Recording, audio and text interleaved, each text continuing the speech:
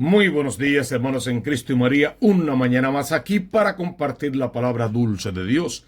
Les habla el Padre Tomás Galarza Figueroa. Hoy es viernes 23 de abril de 2021 y este es su canal de gracia y bendición. Continuamos en la liturgia de la palabra con el libro de los Hechos de los Apóstoles en el capítulo 9, versos 1 al 20. En aquellos días, Saulo, respirando todavía amenazas de muerte contra los discípulos del Señor, se presentó al sumo sacerdote y le pidió cartas para las sinagogas de Damasco, autorizándolo a traerse encadenados a Jerusalén a los que descubriese que pertenecían al camino, hombres y mujeres. Esa es nuestra introducción, una lectura básicamente muy corta, pero muy interesante. ¿Qué es lo que está pasando? Ya sabemos que nuestro hermano Esteban ha muerto en olor de santidad. Ha muerto el primer mártir de la iglesia. Que la iglesia inmediatamente recibió una gran persecución y los discípulos y los apóstoles y los amigos de Jesús se dispersaron por todas partes primero para salvar su vida. Y en esa huida fueron predicando, evangelizando, anunciando la buena noticia y convirtiendo a muchísimas personas. Cuando las autoridades se dan cuenta de esto, arrecian la persecución y Saulo toma la batuta. Pide cartas para ir por todas partes, para Damasco si quieres, a buscar, a perseguir, a encarcelar y a matar cristianos si fuera necesario. Y los sumos sacerdotes, las autoridades judías, aprovechando el celo de este muchacho, le entregan esas cartas y él va a cumplir con su cometido. Cuenta la palabra de hoy que un día, mientras va camino a Damasco, ve este único resplandor. Cayó a tierra. El texto no dice que cayó de un caballo. Eso ha sido como que una añadidura tradicional.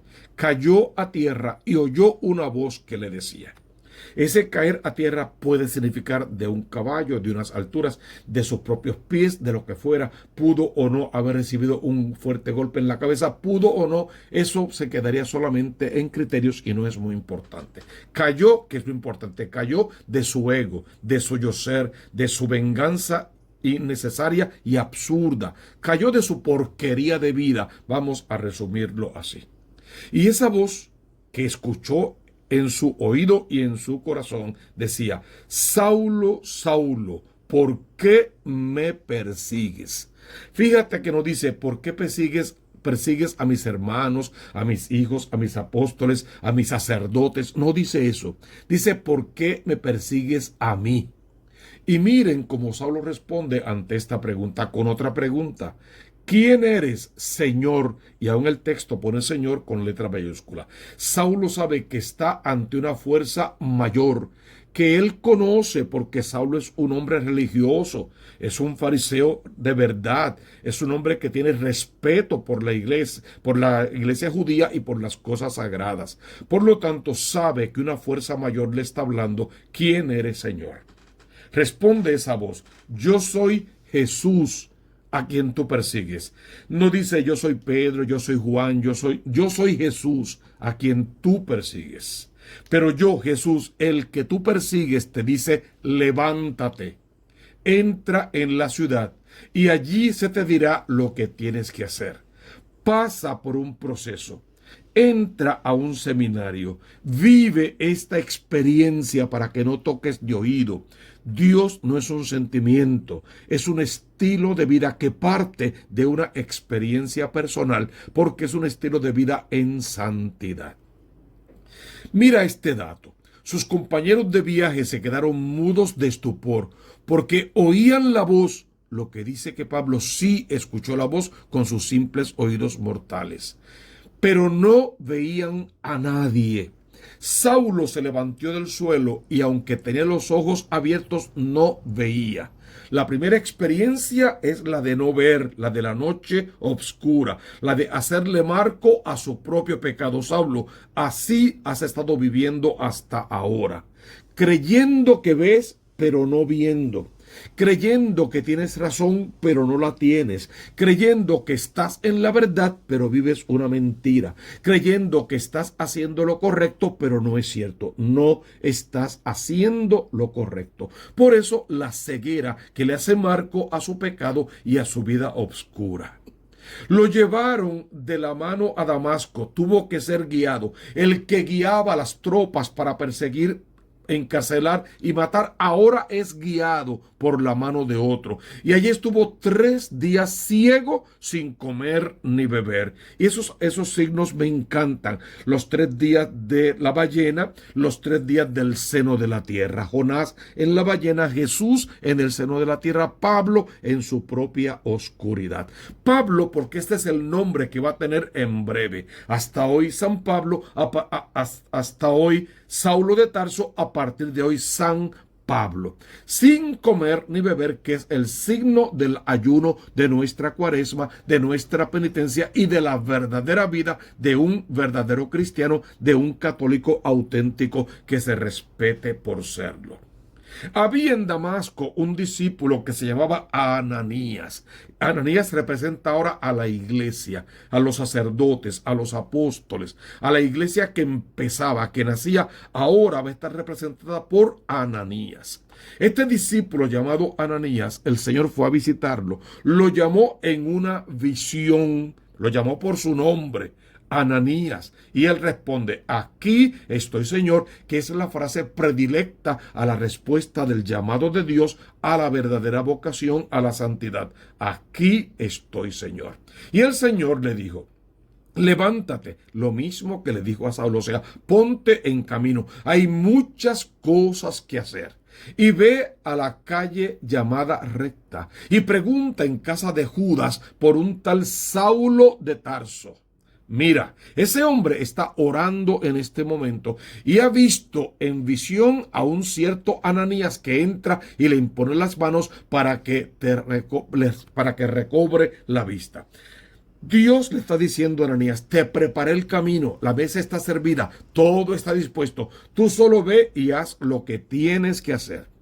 Ananías entra en cierta duda porque ya había oído hablar de ese tal Saulo, sabía a lo que se dedicaba y definitivamente le tenían miedo, era el peor de todos sus enemigos.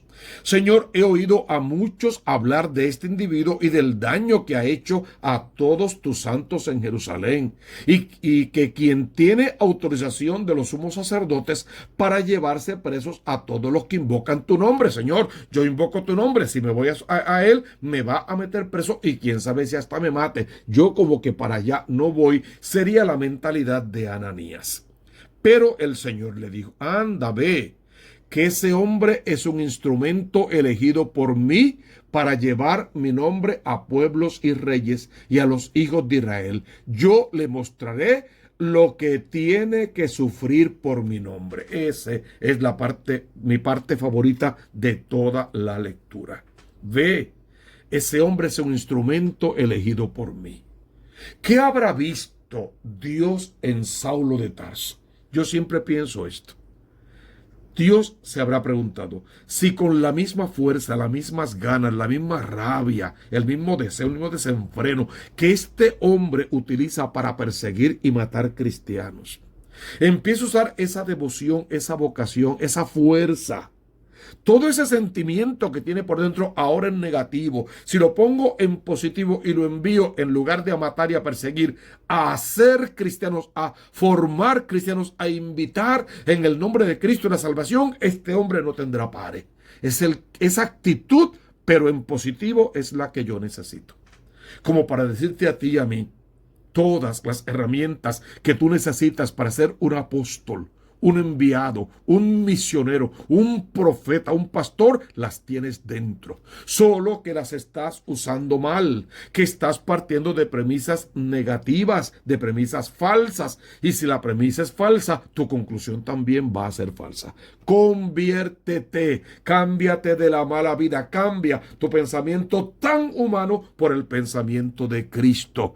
Cambia tus estilos, tus formas y tus maneras por el proceder del Mesías. Ananías, y cambia tu opinión personal y cambia tu propia palabra por la idea de Cristo y por la palabra de Dios, y entonces te sintonizarás con lo sagrado y podrás comenzar a hacer de verdad la obra de Dios. Y sobre todo, fíjate en la última frase de eso que leímos: yo le mostraré lo que tiene que padecer, lo que tiene que sufrir por mi nombre. O sea, no es necesariamente un camino de rosas.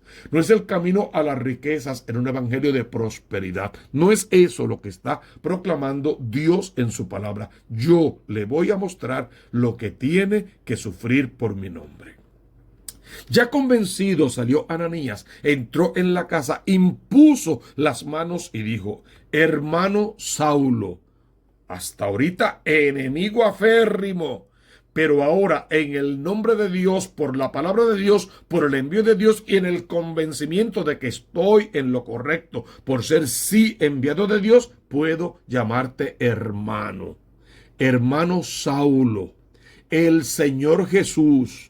No vengo en mi nombre, vengo en el nombre del Señor Jesús, que se te apareció cuando venías por el camino. Yo no tengo por qué saber eso. Lo sé porque el mismo que se te apareció a ti, se me apareció a mí en una visión.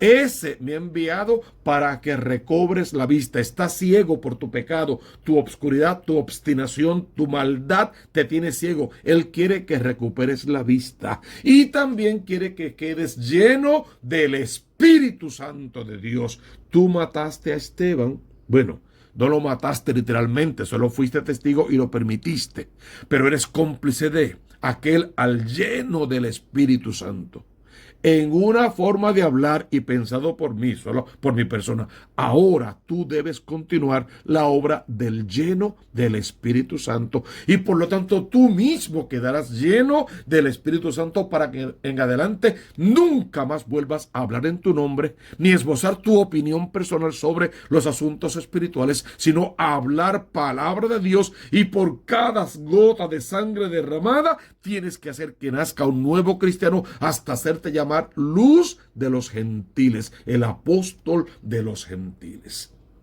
Inmediatamente tras escuchar la palabra de Dios a través de Ananías, porque había disposición ya en su corazón, inmediatamente se le cayeron de los ojos unas especies de escamas y recobró la vista, volvió a la luz verdadera, aquel resplandor que vio por el camino dentro de su obscuridad antes de estar ciego. Volvió a la luz, recuperó la vista, se levantó y fue bautizado, porque esa era la encomienda. Bautícenlos a todos en el nombre del Padre y del Hijo y del Espíritu Santo. El que cree y se bautiza se salva, el que no ya está condenado. Se levantó y fue bautizado, comió, llevaba días en ayuno, por lo tanto, para recuperar las fuerzas, porque el camino es más largo y más difícil que tus fuerzas.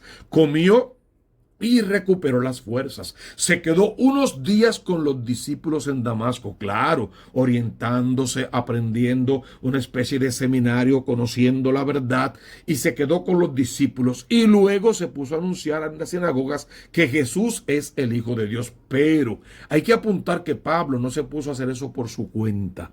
Primero fue instruido por esos discípulos en Damasco, y luego, cuando se sintió capaz y preparado y sabía que lo podían perdonar, entonces vino a presentarse a Pedro, a Juan y a los demás, ponerse a su disposición y ayudarles en la encomienda que Cristo les había dado a todos como un solo hombre, una sola voz, una sola iglesia, un solo Señor, un solo bautismo, un solo Dios y Padre.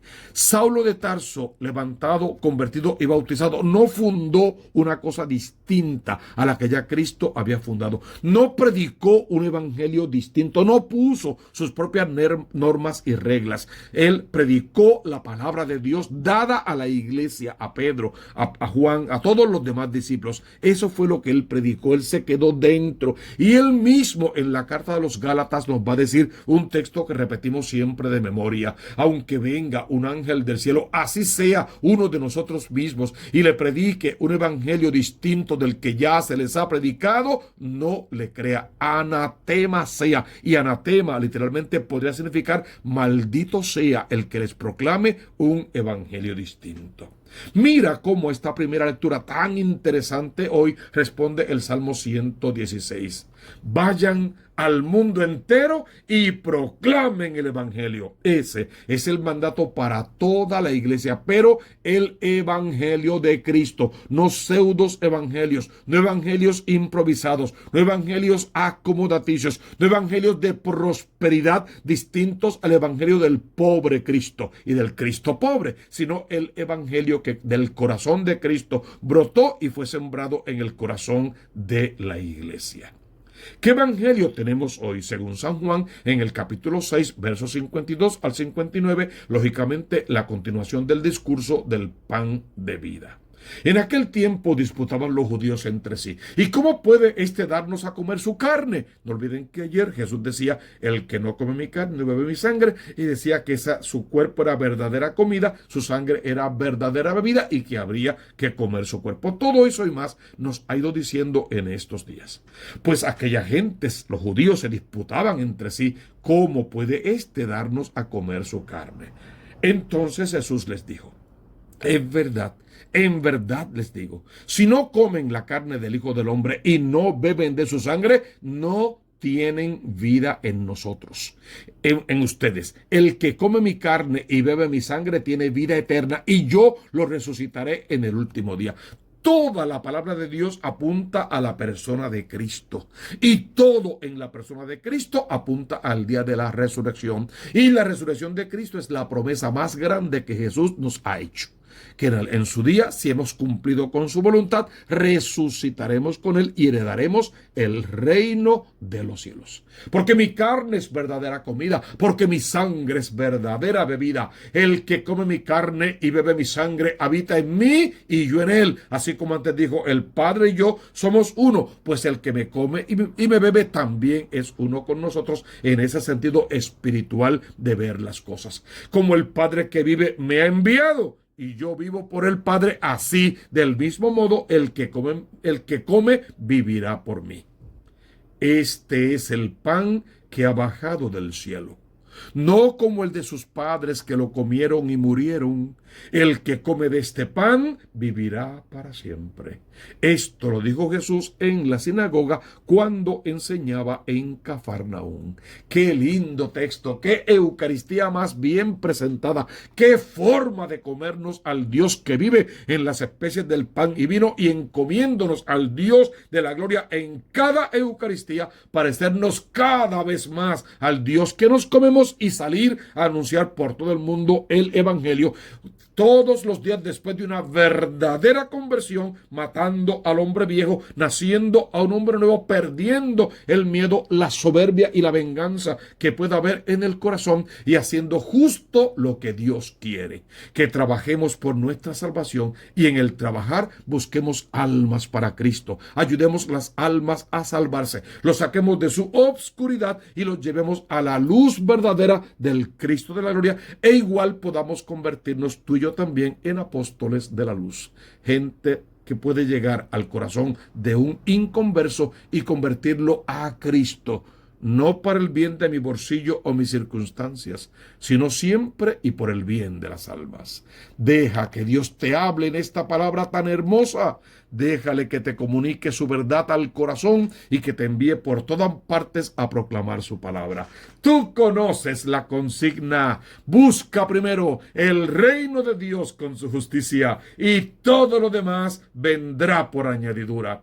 Suscríbete a este canal y al de la diócesis. Deja abajo tus comentarios, tus sugerencias y tus intenciones para la misa. Por favor, dale like, eso nos conviene, y toca la campanita. Ahora mismo tócala para que recibas nuevas notificaciones. No dejes de suscribirte y pedirle a todos tus contactos que también lo hagan. Coloca este canal en todas tus redes sociales, por favor. Abajo en la descripción te dejo las lecturas y otra información valiosa. Búscala y lee estas lecturas por tu cuenta. Pero sobre todo en este momento, abre tu corazón al Dios que es vida, al buen pastor que se nos presentará este fin de semana, y de él recibe su bendición en el nombre del Padre y del Hijo y del Espíritu Santo. Amén, amén y amén.